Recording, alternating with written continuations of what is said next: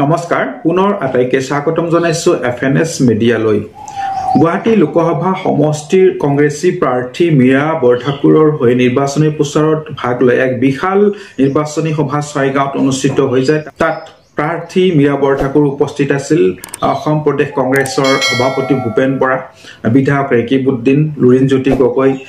এই সকল উপস্থিত আছিল আৰু তেখেতসকলৰ মন্তব্য আছে এই ভিডিঅ'টোত আপোনালোকে মন্তব্য চাবলৈ পাৰিব মীৰা বৰঠাকুৰে তেখেতৰ ভাষণত ক'লে কংগ্ৰেছে ৭০ বছৰত এনেকুৱা এখন সংবিধান দিলে যি সংবিধানে অধিকাৰ প্ৰদান কৰিছে যে যেতিয়াই শাসক স্বেচ্ছাচাৰী হ'ব তেতিয়াই সেই শাসকক আঁতৰাব পাৰিব জনসাধাৰণে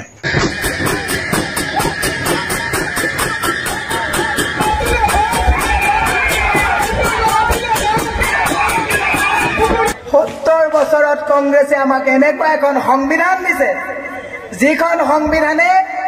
মোক মন্দিৰত যোৱাৰ অধিকাৰ দিছে আপোনাৰ মছজিদত যোৱাৰ অধিকাৰ দিছে ৭০ বছৰত কংগ্ৰেছে আমাক এনেকুৱা এখন সংবিধান দিলে য'ত তেওঁ মছজিদত গৈছে তেওঁ চাৰ্চত যোৱাৰ অধিকাৰ দিছে ৭০ বছৰত আমাক এনেকুৱা এখন সংবিধান কংগ্ৰেছে দিছে যে যেতিয়া যেতিয়া চৰকাৰ স্বেচ্ছাচাৰী হ'ব জনতাই নিজৰ প্ৰাপ্যৰ কাৰণে সবলভাৱে প্ৰতিবাদ কৰাৰ অধিকাৰ সংবিধানে দিছে সেইটো হৈছে বাক স্বাধীনতা সাংবিধানিক অধিকাৰ ভূপেন বৰা অসম প্ৰদেশ কংগ্ৰেছৰ সভাপতি তেখেতে মন্তব্য কৰিলে যে মুখ্যমন্ত্ৰীৰ এতিয়া হুজ উৰি গৈছে গুৱাহাটীৰ ৰাইজ বৃহৎ পৰিৱৰ্তনৰ বাবে সাজু হৈছে মূল্য বৃদ্ধিৰ কথা বিজেপিয়ে নকয় বিজেপিয়ে অকল 5 কেজি চাউল আৰু অৰুণোদয়ৰ কথাহে কয় এটা পৰিৱৰ্তনৰ বতাহ বলিছে মুখ্যমন্ত্ৰীৰ হুজ উৰি গৈছে হিমন্ত বিশ্ব শৰ্মা ডাঙৰীয়াই যেটো ভাবিছিলে যে অৰুণোদয় আৰু 5 কেজি চাউল হিন্দু মুছলমানৰ বিভাজনৰ ৰাজনীতি কৰিম বুলি অসমৰ ৰাইজে শান্তি সম্প্ৰীতি আৰু প্ৰগতিৰ স্বাৰ্থত নিবনুৱাসকলে সংস্থাপনৰ স্বাৰ্থত মহিলাসকলে বিকাশৰ স্বাৰ্থত আজি বিজেপিক বিদায় দিবলৈ সিদ্ধান্ত লৈছে মই আজি আপোনালোকক কৈ থৈ গ'লো গুৱাহাটীৰ ৰাইজে বৃহৎ পৰিৱৰ্তনৰ কাৰণে সাজু হৈছে গুৱাহাটীৰ মানুহে খোৱা পানী সমস্যা কৃত্ৰিম বানপানী সমস্যা সমাধানৰ কাৰণে বিজেপিক ভোট দিছিলে বানপানী মুক্ত দুৰ্নীতিমুক্ত অসমৰ কাৰণে বিজেপিক ভোট দিছিলে 6 জনগোষ্ঠীৰ জনজাতিকৰণৰ কাৰণে বিজেপিক ভোট দিছিলে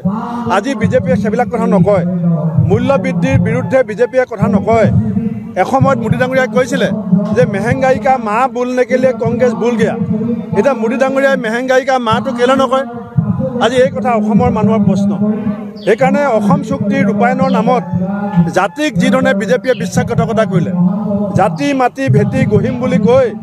জাতিক যিধৰণে আজি অৰুণাচলৰ পৰা 5 লাখ চাকমা হাজং শৰণাৰ্থী আনি অসমত জাপি দিব বিচাৰিছে তাৰ বিৰুদ্ধে গুৱাহাটীবাসীয়ে ভোট দিব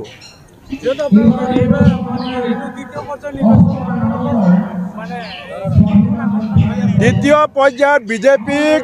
3টা সমষ্টিৰ ৰাইজে 4টা সমষ্টিৰ ৰাইজে পৰিণাম দিবলৈ গৈ আছে 4 বছৰ প্ৰতাৰণা প্ৰলোভন আৰু প্ৰবঞ্চনা লুৰিণজ্যোতি গগৈয়ে মন্তব্য কৰিলে এইবাৰ জনতাৰ সুনামিত বিজেপি শেষ হৈ যাব তছনছ হৈ যাব বিজেপি সাংবাদিকে বদৰুদ্দিন আজমলৰ প্ৰসংগ টানি আনি প্ৰশ্ন কৰাত উত্তৰ দিলে লুৰিণজ্যোতি গগৈয়ে যে বদৰুদ্দিন আজমলে অসমৰ সংস্কৃতি বুজি নাপায় গতিকে তেখেতে অসমৰ সংস্কৃতি বুজাৰ প্ৰয়োজন আছে শিকাৰ প্ৰয়োজন আছে বুলি ক'লে আৰু এবাৰ দেখিছোঁ যে এবাৰ জনতাৰ সুনামিত এবাৰ বিজেপি একেবাৰে নিশেষ হ'ব তছনছ হ'ব আৰু উজনি অসমত দেখিলে ৰাইজে কেনেকৈ হিলদোল ভাঙি ভোট দিলে তাৰ যিটো দ্বিতীয় পৰ্যায়ৰ নিৰ্বাচন তাতো আমি নগাঁৱত আৰু কৰিমগঞ্জত এই চিটটো 100% অহাৰ সম্ভাৱনা আছে এবাৰ জয়লাভ কৰাৰ সম্ভাৱনা আছে আৰু তৃতীয় পৰ্যায়ৰ নিৰ্বাচনটো মই ভাবোঁ যে গুৱাহাটী সমষ্টি আৰু ধুবুৰী এই দুটা জিকাটো প্ৰায় নিশ্চিত গতিকে মই আশা ৰাখিছোঁ এবাৰ ৰাইজে অসমৰ জাতীয় জীৱনক যি অন্যায় কৰিছে বিজেপি দলটোৱে সাম্প্ৰদায়িকতা সৃষ্টি কৰি মানুহৰ মাজত বিভাজন সংকীৰ্ণতা সৃষ্টি কৰে হাতামপুৰুষীয়া ঐক্য সমন্বয় সম্প্ৰীতিৰ বৰভেটি ভাঙিছে শংকৰ ৰাজানৰ আদৰ্শক সংকটৰ মাজলৈ ঠেলি দিছে তাৰ বিৰুদ্ধে এবাৰ ভোটদান কৰিব আৰু মূল্য বৃদ্ধি কৰ কাটলৰ বোজা আৰোপ কৰা বিদ্যুতৰ মাচুল খাজানা বঢ়োৱা দৰবৰ দাম বঢ়োৱা ঘৰ বন্ধা সামগ্ৰীৰ দাম বঢ়োৱাৰ লগে লগে আমাৰ যিবোৰ গণতান্ত্ৰিক অধিকাৰ এইবোৰ যে নাইকিয়া কৰিছে গণতান্ত্ৰিক অধিকাৰ নাইকিয়া কৰি এক জংগল ৰাজ সদৃশ পৰিৱেশৰ সৃষ্টি কৰি সকলো মানুহৰ জীৱনলৈ ভয় ভাবুকি আনিছে আৰু তাৰ লগে লগে ব্লেকমেইলিঙৰ ৰাজনীতিৰ যোগেদি আমাৰ যিটো গণতান্ত্ৰিক পৰিৱেশ যিটো নাইকিয়া কৰিছে ইয়াৰ বিৰুদ্ধে এইবাৰ ৰাইজে ভোটদান কৰিব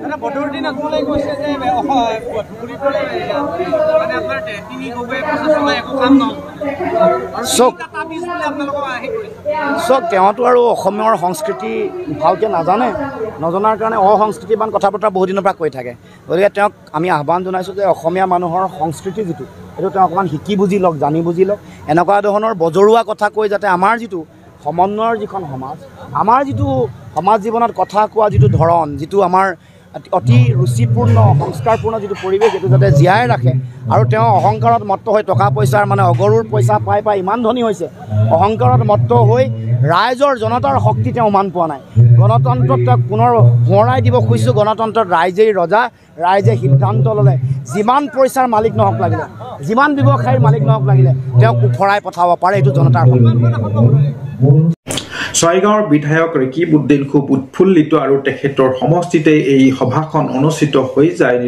বিশাল নিৰ্বাচনী সভা অনুষ্ঠিত হৈছিলে আৰু তেখেত উৎফুল্লিত আৰু তেখেতে ক'লে যে এইবাৰ কমচে কম 7খনতকৈ 6খনতকৈ বেছি আসন পাবলৈ সক্ষম হ'ব তাতকৈ বেছি হোৱাৰ সম্ভাৱনা আছে বুলি প্ৰকাশ কৰিলে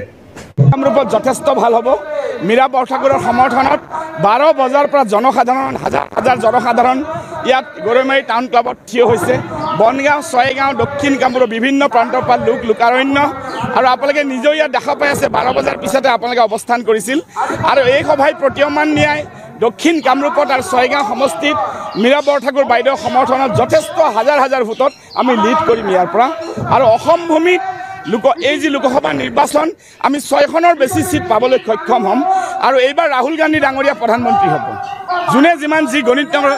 কংগ্ৰেছৰ এলায়েন্স পাৰ্টি আৰু কংগ্ৰেছ পাৰ্টি মিলি এইবাৰ আমাৰ গভৰ্ণমেণ্ট ফৰ্ম হ'ব একক সংখ্যাগৰিষ্ঠভাৱে ভাৰতত আমি সংখ্যাগৰিষ্ঠতা পাম আৰু ভাৰতীয় জাতীয় কংগ্ৰেছক কেইটামান দিনত বহুত ধৰণে অপমান কৰি আছিলে আৰু তাৰ প্ৰতিফল নিশ্চয় 7 তাৰিখলৈকে শেষ হ'ব ৰিজাল্টৰ দিনা গম পাব আৰু আপোনালোকৰ জৰিয়তে সমগ্ৰ জনসাধাৰণৰ পৰা আমি আশীৰ্বাদ বিচাৰিছোঁ আপোনালোকৰ ইলেক্ট্ৰনিক মিডিয়া প্ৰিণ্ট মিডিয়াৰ প্ৰত্যেকজন সংবাদকৰ্মীয়ে আজি যিদৰে আমাক সম্প্ৰচাৰত সহায় কৰিলে আপোনালোকৰ প্ৰত্যেকটো পৰিয়ালক মোৰ ফালৰ পৰা অভিনন্দন জ্ঞাপন কৰিছোঁ আমি 6খনৰ ওপৰত চিট আমি জয়লাভ কৰিম 14খনৰ ওপৰত 14খনৰ ভিতৰত 6খনৰ ওপৰত আমি জয়লাভ কৰিম আৰু ক'ৰবাত কিবা হৈ যাব চাই থাকিব FNS মিডিয়া যদি চেনেলটো এতিয়াও সাবস্ক্ৰাইব কৰি লোৱা নাই প্লিজ সাবস্ক্ৰাইব এটা কৰি দিও লগ পাম পৰৱৰ্তী আন এটি ভিডিঅ'ত আজিলৈ ইমানতেই ধন্যবাদ জয় আই অসম